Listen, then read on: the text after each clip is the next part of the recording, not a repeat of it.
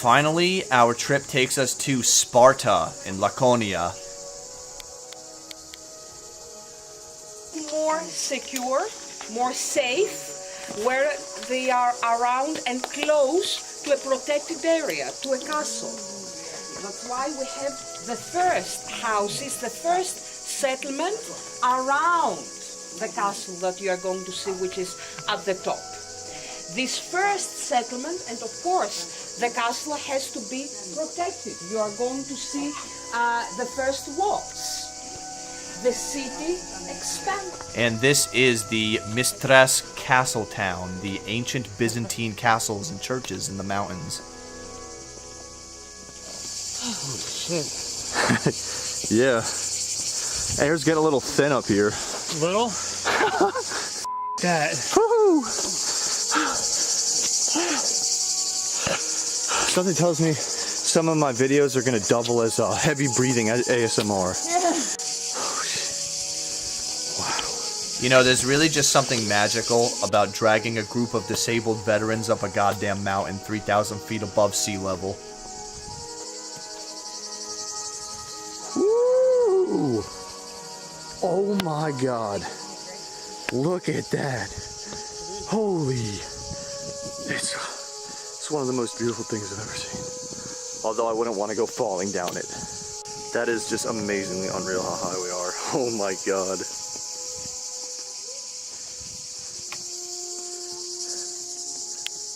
Hey Matt, how tall is this? Do you know? Like the elevation? I can Google it. It really was just gorgeous to see all these crazy Byzantine Christian temples that they'd built high up in these mountains.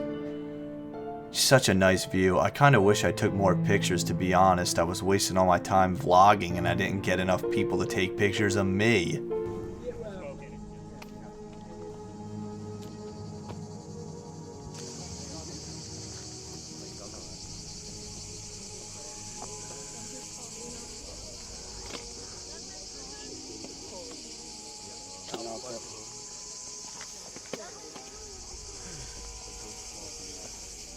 Look at the mountains, look at this guy. Look at the mountains, look at the guy.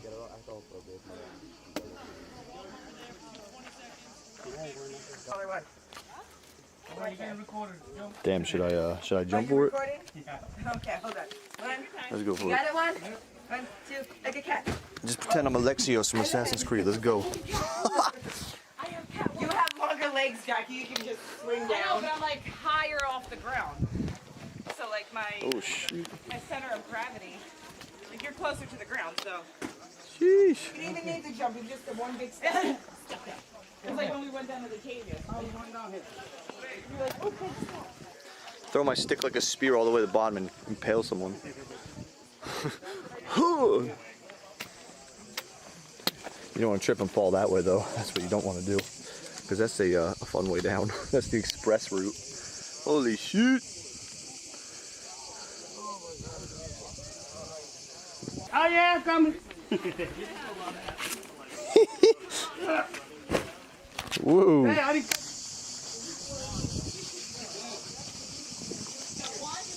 Byzantines.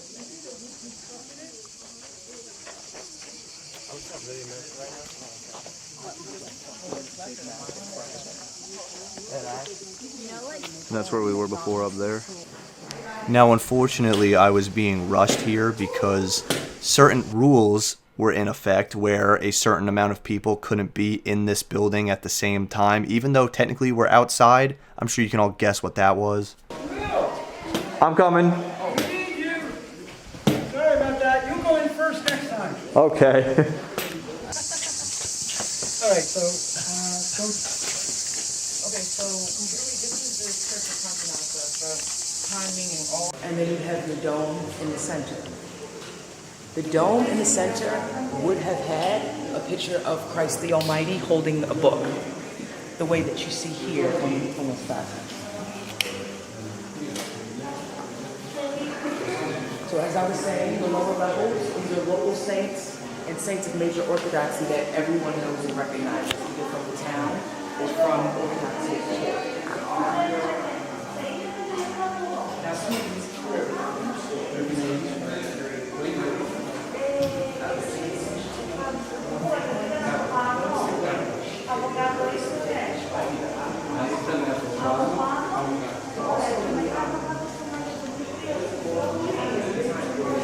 sorry.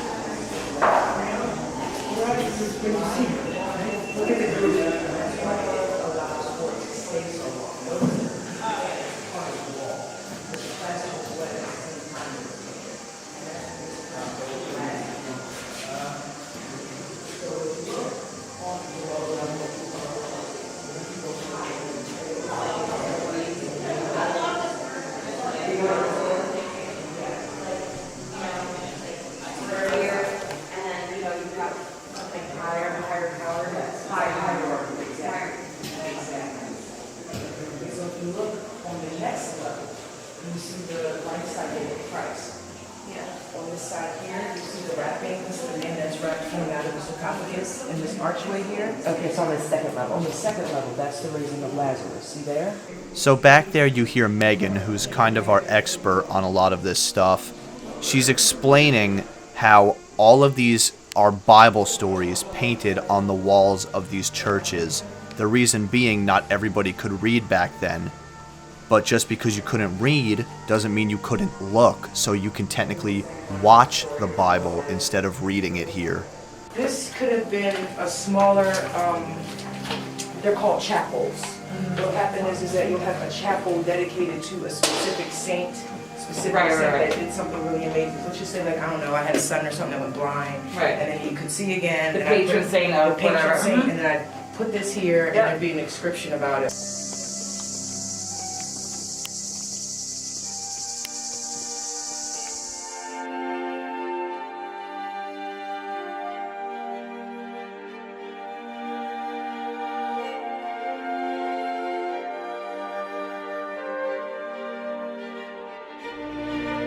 I just absolutely love this architecture, personally, with the little tiled roofs. And this is even the spot where Constantine, the last emperor of the Byzantine Empire, was crowned before heading to Constantinople, where he fell with the city to the Ottoman Empire.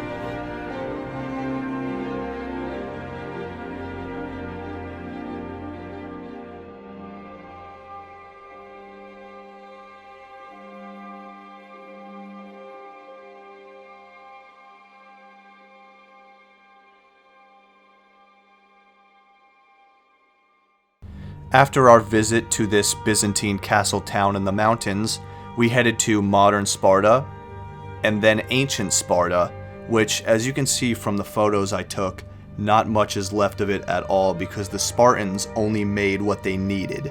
They were not building too many grandiose structures that would last through time.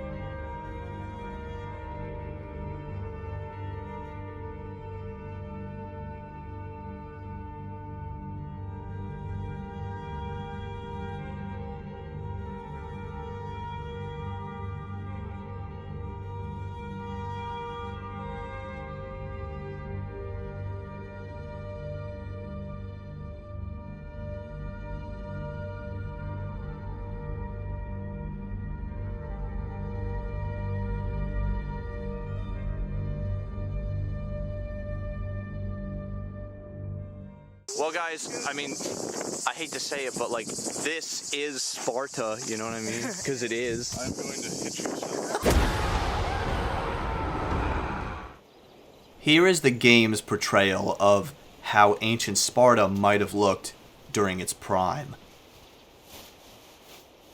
Sparta was a Greek city located in the Peloponnese. It differed from other cities of the time in that it had no walls. Sparta originated as 4 neighboring villages: Patane, Limnes, Mizoa, and Cynosura, all of which shared the same political, military, and religious life. After 2 wars with the Messenians, the city's territory expanded even further. By the 5th century BCE, they allegedly controlled almost half of the Peloponnese.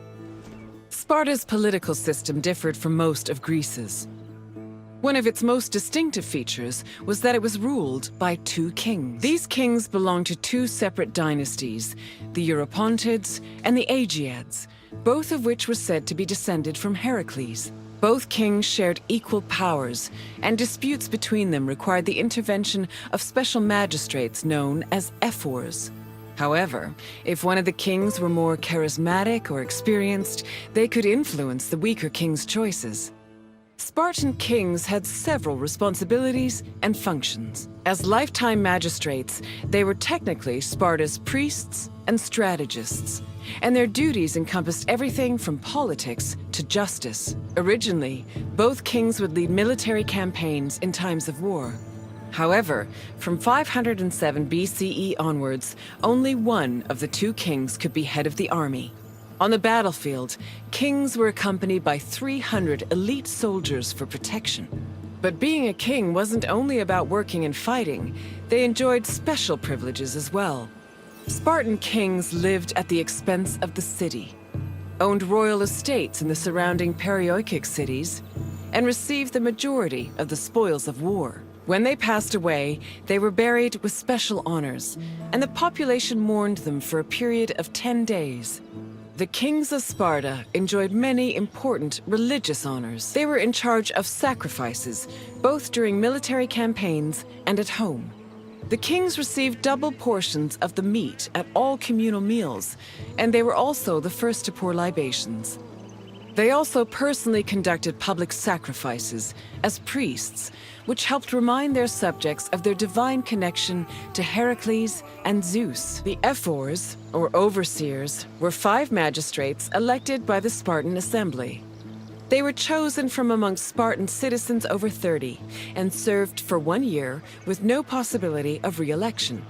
The ephors played a large part in administrating the city and were considered the most democratic agents in the Spartan political system. They had judicial power and ordered the dispatching of the Spartan army during wars.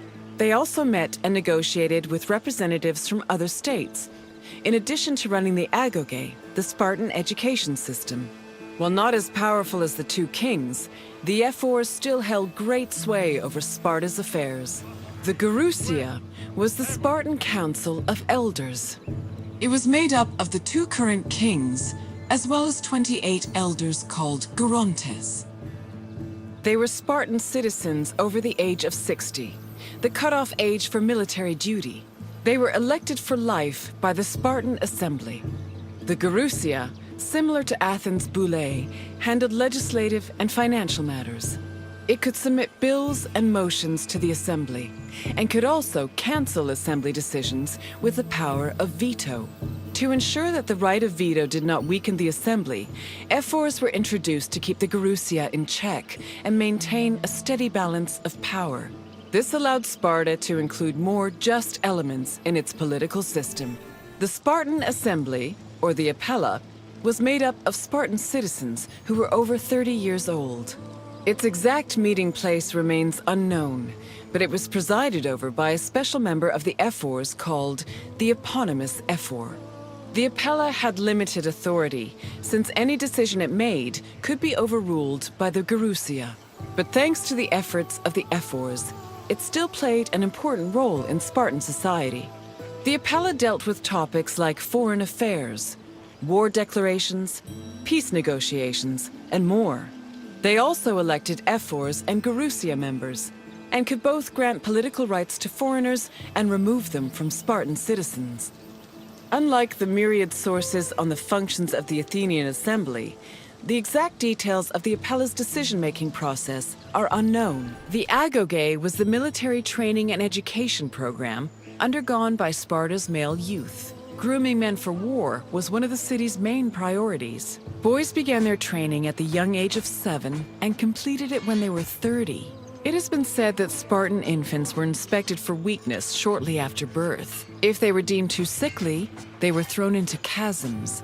However, this information remains unproven. The healthy boys were considered suitable for training.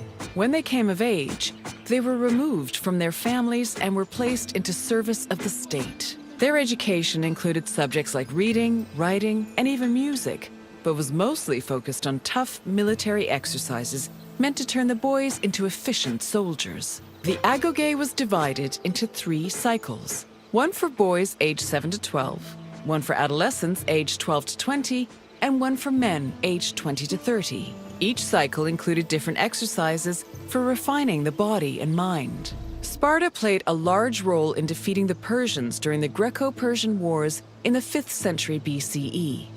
They held their king Leonidas's glorious death at the Battle of Thermopylae in particularly high esteem. Because Leonidas was killed in battle, Sparta believed he died a good death and showed incredible bravery, qualities to be held as a model for all Spartans. This idealized bravery was embedded in the city's collective memory and was the main quality people strove for in the agoge. And here is the modern-day statue of Leonidas in modern Sparta's main square. The first cycle of the agoge focused on boys aged 7 to 12. Each of the boys had shaved heads and wore light clothing. They walked everywhere barefoot, swam the Eurotas River all year long, slept on reeds, and participated in cult rituals for Artemis or Thea. The boys were grouped into herds, or agoli, and were supervised by older adolescents. Once they reached the age of 12, they entered the second cycle of the agoge, which aimed to integrate them into the society of citizen soldiers. The agoge's second cycle included boys aged 12 to 20.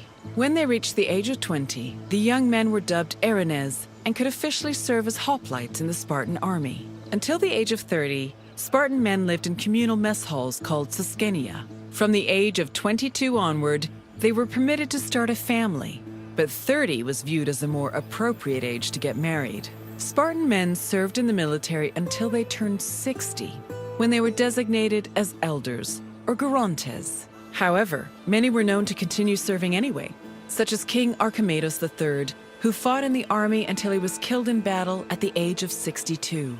All adult male Spartans participated in communal meals called syssitia. The attending Spartans contributed different kinds of food on a monthly basis, in addition to a small sum of money to pay for meat. Each man was entitled to 1 portion of a meal, with the exception of the kings, who received 2 portions. Syssitia attendance was mandatory for every Spartan fortunate enough to be part of the group.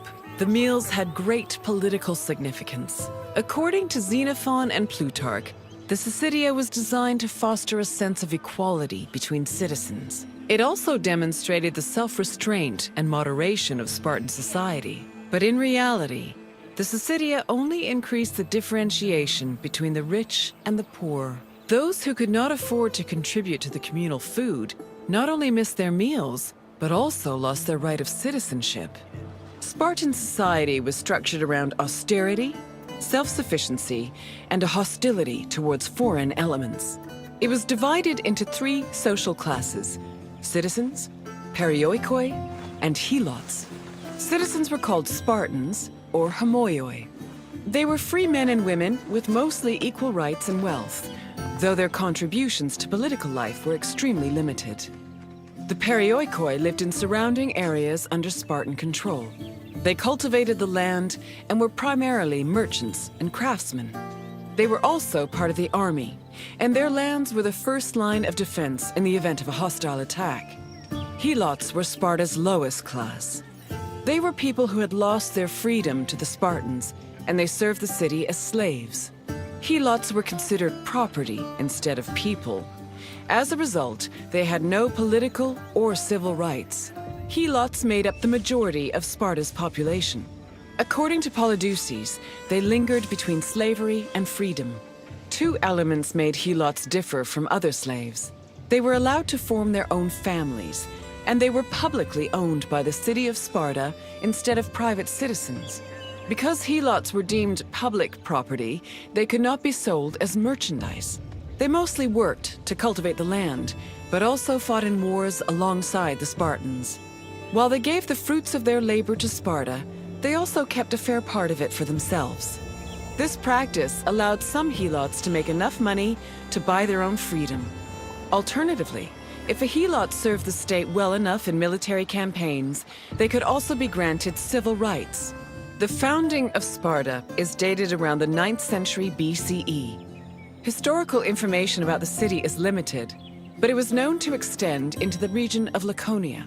Over time, Sparta started encroaching on the territory of Messenia, eventually leading to war. Sparta gained more land in this conflict, which they divided between their citizens and the Perioikoi. The aftermath of the Second Messenian War, from 640 to 620 BCE, then divided the population into three groups: the Homoioi, the Perioikoi, and the Helots. The Helots of Laconia mostly respected Sparta's rule and did not cause much trouble. However, Helots from Messenia supposedly resisted the Spartans, although sources can only confirm one revolt for certain, which occurred in Messenia in 464 BCE. During the 5th century BCE, Helots were quite active in the army, especially during the Peloponnesian War. They served as hoplites on land and as rowers during naval battles. In both cases, they gave Sparta an important numerical advantage. For every Spartan on the battlefield, there were at least 7 Helots. Although many ancient sources say Spartans had a hostile relationship with Helots, they were much more likely to treat them better in times of war. For example, when 300 Helots and 120 elite Spartans were captured by Athens during the Battle of Sphacteria in 425 BCE, the Spartans promised the Helots their freedom if they served them well in combat. Similarly, around the same time, the Spartan general Brasidas fought a battle alongside 700 Helots. Impressed by their courage and loyalty, Brasidas later freed them all and allowed them to join the Perioikoi. Perioikoi were another group of Sparta's population. They lived not in the city itself, but in its surrounding areas. The Perioikoi were never hostile against the Spartans. In fact, both groups together were known by the collective name Lacedaemonians. Perioikic cities had their own autonomy and sanctuaries, but they were always bound to Sparta. They were allowed to develop their own local laws and economies, but could never reach a level of prosperity that rivaled their parent state. So this is what the Acropolis and the Temple of Athena would have looked like. And it's one of the few bits of Spartan ruins that's still around today.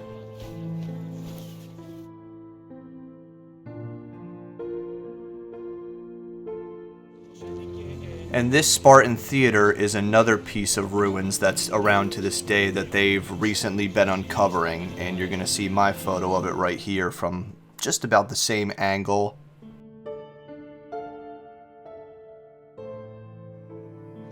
Another custom that the Greeks would practice was attributing victories during wartime to the gods. So if you survived or were victorious in a great battle, you would maybe leave your helmet or a piece of your armor at an altar for the gods. What made Sparta so beautiful to me, and you'll see it in my videos from the hotel room, was the mountain range that just shadows over modern and ancient Sparta.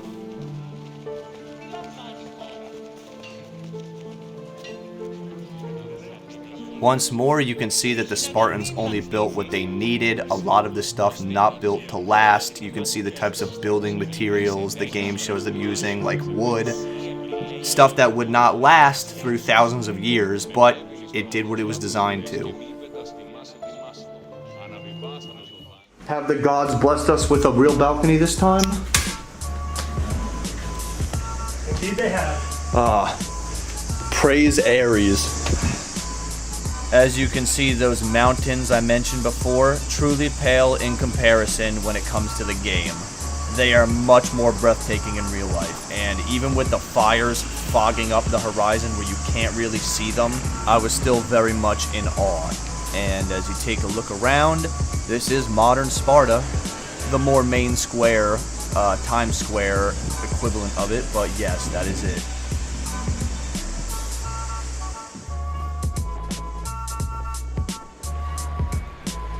Little thing I noticed about Sparta. Now, on the way there, the tour guides and plenty of other Greeks say Sparta's a special place.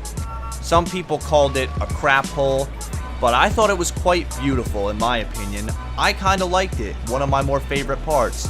Might have been because I only saw the main Times Square part of it, and didn't wander down the wrong alley in the more, locals-only part of town. But they say Sparta is still very proud of their heritage, and some of those age-old grudges are still there, like they don't like foreigners. And I don't mean foreigners like us from America, I mean other Greeks. So I guess the way some Greeks see Sparta is the same way some Northern Americans might see the American South. And just to add a bit of backtracking, as I've been looking through some of the file shares from the trip, I found a couple photos of me that I didn't actually know existed till I looked through them recently. Some of them I might be front and center, and some of them I might just be lurking in the background enjoying my gelato. Like this glamorous photo of me finally arriving at the top of the 1,000 steps. Or patiently waiting for dinner in the streets of Athens. What are Will, are you spearfishing in the hole? I'm shooting through the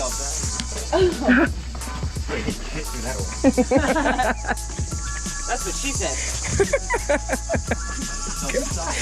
Jesus Christ.